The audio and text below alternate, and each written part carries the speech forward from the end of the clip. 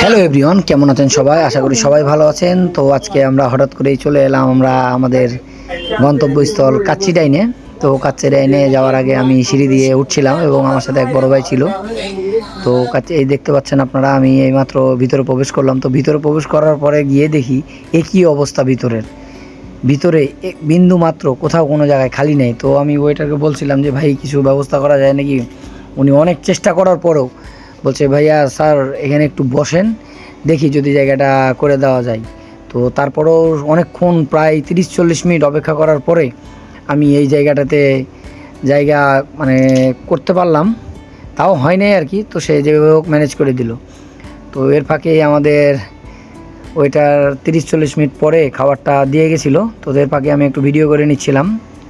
আর দেখতে পাচ্ছেন আপনারা কাচ্চিটা কি সুন্দর। কাচ্চিটা খুব মানে মজাদারি, দেখতে অনেকটা ভালো লাগছে, সুস্বাদু তো হবেই মনে হচ্ছিল।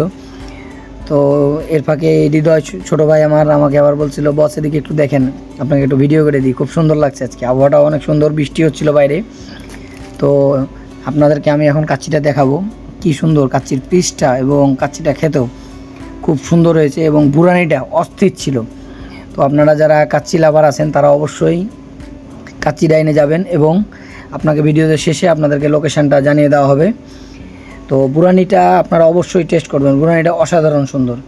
তো এর ফাঁকে আমি আপনাদেরকে রেস্টুরেন্টের পুরো ইয়েটা দেখিয়ে দিচ্ছি।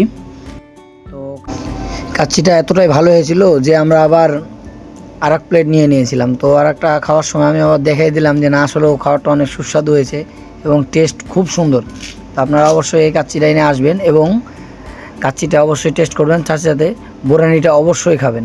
তো আসলে কি বলবো, চারি সাইডে এত পরিমাণ লোক আর যে মনোরম দৃশ্য কি বলবো আপনাদেরকে। বাইরে বৃষ্টি হচ্ছিল। তো আপাতত আমরা খাওয়াটা শেষ করে আমরা আবার সিঁড়ি দিয়ে নামার সময় ভিডিওটা করছিলাম। তো সবাইকে ধন্যবাদ, ভালো।